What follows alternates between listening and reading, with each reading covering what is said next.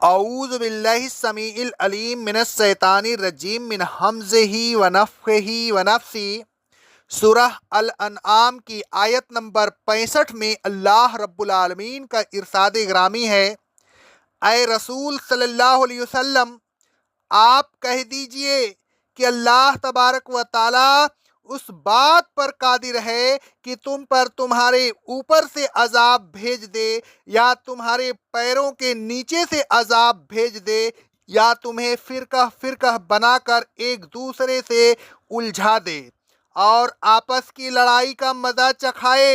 اے رسول صلی اللہ علیہ وسلم، آپ دیکھیے ہم کس طرح الفاظ بدل بدل کر اپنی آیتوں کو بیان کرتے ہیں تاکہ یہ لوگ سمجھ جائیں۔ اللہ تبارک و تعالیٰ فرماتا ہے، قُلْ هُوَ الْقَادِرُ عَلَىٰ أَن يَبْعَثَ عَلَيْكُمْ عَذَابًا مِّن فَوْقِكُمْ۔ اے رسول صلی اللہ علیہ وسلم، کہہ دیجئے کہ اللہ تبارک و تعالیٰ اس بات پر قادر ہے کہ تم پر تمہارے اوپر سے عذاب بھیج دے، یعنی آسمان سے کوئی عذاب نازل کر دے۔ او من تحت ارجلکم، یا تمہارے پاؤں کے نیچے سے تم پر عذاب بھیج دے، مثلا زلزلہ آ جائے اور تم زمین میں دھسا دیے جاؤ۔ او یلبسکم شیئا یذیق بعضکم بعض بعض، یا تمہیں فرقے فرقے بنا کر آپس میں الجھا دے اور تمہیں آپس کی لڑائی کا مزہ چکھائے۔ انظر کیف نصرف الآیات لعلہم یفقہون۔ اے رسول صلی اللہ علیہ وسلم، دیکھیے ہم کس طرح الفاظ بدل بدل کر اپنی آیتوں کو بیان کرتے ہیں تاکہ یہ لوگ سمجھ جائیں۔ اس آیت میں اللہ تبارک و تعالیٰ نے اپنے 3 عذابوں کا ذکر فرمایا، یعنی پہلا نمبر اوپر سے عذاب نازل کرنا، دوسرا پیروں کے نیچے سے عذاب بھیجنا، اور تیسرا فرقے فرقے بنا کر آپس میں لڑا دینا۔ اس آیت سے یہ معلوم ہوا کہ فرقہ فرقہ بنانا اللہ تبارک و تعالیٰ کا ایک عذاب ہے۔ فرقہ بندی لعنت اور ایک قسم کا عذاب ہے، لہذا فرقہ بندی پر مطمئن ہو کر نہیں بیٹھنا چاہیے، بلکہ اس کو دور کرنے کے لیے وہ عمل کرنے چاہیے جن سے اللہ تبارک و تعالیٰ خوش ہوتا ہے۔ فرقہ بندی اختلاف سے پیدا ہوتی ہے، لہذا اختلاف کو ختم کر دینا چاہیے اور سب کو مل کر اللہ تبارک و تعالیٰ کی رسی کو مضبوطی سے پکڑ لینا چاہیے۔ فرقہ وارانہ مذاہب اور فرقہ وارانہ نام جب تک باقی رہیں گے، فرقے بھی باقی رہیں گے۔ ان فرقہ وارانہ مذاہب اور ناموں کو ختم کر دینا چاہیے، دین اسلام کو اختیار کر کے اپنا نام صرف اور صرف مسلم رکھنا چاہیے اور دین اسلام کو براہ راست اس کے اصل ماخذ سے حاصل کرنا چاہیے۔ اس آیت سے یہ نہ سمجھا جائے کہ ان عذابات سے صرف کفار کو ڈرایا جا رہا ہے، نہیں، بلکہ اس تخویف و انداز میں ایمان والے بھی شریک ہیں۔ حضرت جابر رضی اللہ تعالی عنہ فرماتے ہیں، صحیح بخاری کی حدیث ہے، جب یہ آیت نازل ہوئی، قُلْ هُوَ الْقَادِرُ عَلَىٰ أَن يَبْعَثَ عَلَيْكُمْ عَذَابًا مِّن فَوْقِكُمْ، اے رسول صلی اللہ علیہ وسلم، کہہ دیجئے اللہ تبارک و تعالیٰ اس بات پر قادر ہے کہ تم پر تمہارے اوپر سے عذاب نازل فرما دے۔ رسول اللہ صلی اللہ علیہ وسلم نے فرمایا، اے اللہ، میں تیرے چہرہ کی پناہ طلب کرتا ہوں۔ پھر اللہ تبارک و تعالیٰ نے فرمایا، او من تحت ارجلکم، یا تمہارے پیروں کے نیچے سے عذاب بھیج دیں۔ رسول اللہ صلی اللہ علیہ وسلم نے فرمایا، تیرے چہرہ کی قسم طلب کرتا ہوں۔ پھر اللہ تبارک و تعالیٰ نے فرمایا، یلبسکم شیئا یذیق بعضکم بعض بعض، یا تمہیں فرقہ فرقہ بنا کر ایک دوسرے سے الجھا دے اور آپس کی لڑائی کا مزہ چکھائے۔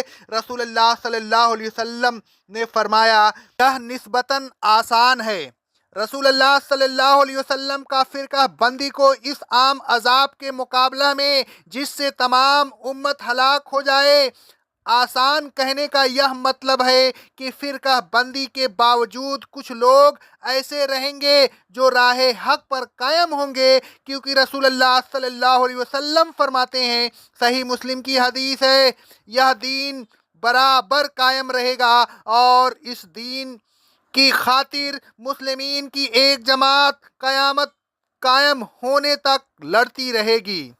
رسول اللہ صلی اللہ علیہ وسلم فرماتے ہیں، صحیح بخاری کی حدیث ہے، میری امت میں سے ایک جماعت ہمیشہ حق کے لیے قیامت کے دن تک لڑتی رہے گی اور غالب رہے گی۔ اگر اوپر اور نیچے کے عام عذاب سے تمام امت تباہ ہو جاتی تو یہ مجاہدین کہاں سے آتے؟ فرقہ بندی بھی اگرچہ عذاب الہی ہے لیکن دوسرے عام عذابوں سے جن سے پوری امت ہلاک ہو جائے انتر ہے۔ فرقہ بندی عذاب ہے اور اس کی وجہ اختلاف ہے، لہذا اختلاف عذاب کا پیش خیمہ ہے۔ اختلاف سے اللہ تبارک و تعالیٰ کی رحمت دور ہو جاتی ہے، کیونکہ اللہ تبارک و تعالیٰ فرماتا ہے سورہ ہود کی آیت نمبر 118 اور 119 میں، اور اے رسول صلی اللہ علیہ وسلم، اگر آپ کا رب چاہتا تو سب لوگوں کو ایک ہی جماعت بنا دیتا اور اختلاف سے ان کو بچا لیتا، لیکن اللہ تبارک و تعالیٰ تو یہ دیکھنا چاہتا ہے کہ کون اختلاف کرتا ہے اور کون اختلاف سے بچتا ہے، لہذا لوگ ہمیشہ اختلاف میں مبتلا رہیں گے، مگر جس پر آپ کے رب کا رحم ہو جائے بس وہ اختلاف سے بچ جائے گا۔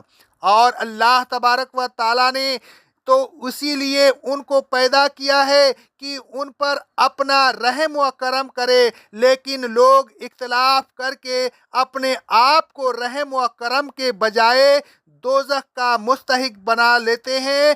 تو اے رسول صلی اللہ علیہ وسلم، اس طرح آپ کے رب کی وہ بات پوری ہو کر رہے گی جو وہ پہلے ہی کہہ چکا ہے کہ وہ ضرور دوزخ کو جنات اور انسانوں سے بھر دے گا۔